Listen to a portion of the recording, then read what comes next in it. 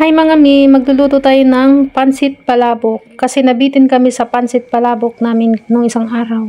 Ayan yung noodles natin na binabad natin ng 3 hours and then nagpakulo tayo ng 5 itlog para pang toppings. Tapos bumili ako ng 2 pirasong tofu. Tapos dinurog ko, ayan yung sibuyas puti, bawang at giniling, and then yung hipon na kaunti, tapos onion ring. So maggisa na tayo mga mi. Yung kawaling pinainit ko, lagyan ko ng kaunting mantika. Ang gusto ko sana magluto, walang mantika kasi hindi talaga pwede, kaya nilagyan ko ng kaunting mantika. So ilagay na natin yung ating bawang na dinurog. Gusto kong magpalabasin ko talaga yung kanyang aroma.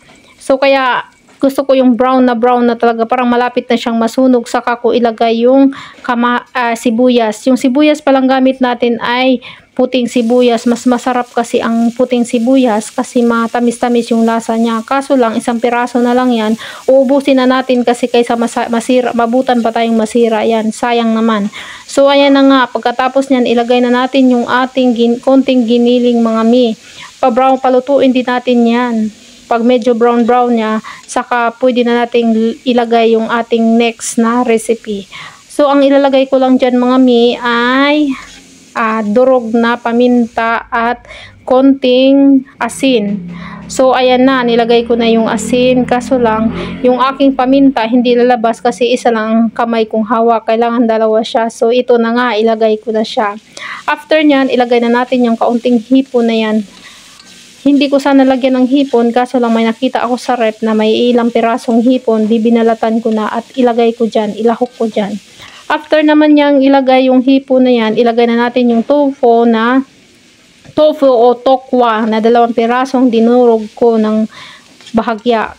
Tapos lulutuin ko na siya dyan. Ayan. Pag medyo ang amoy niya ay mabango na siya, amoy palabok na, saka ko ilagay yung ating chicharon na dinurog ko. Kailangan pala siya durog na durog yung chicharon. Yung akin pala hindi siya masyadong durog kasi kamay lang. Dapat talaga pukpukin talaga siya ng pamukpok. So ilagay na natin siya. Ayan o, medyo buo pa siya ng konti pero okay na. Masarap naman ang lasa. So ayan na nga, nilagay ko na yung 3 pack na chicharon. Tapos sumama pa yung price tag, no.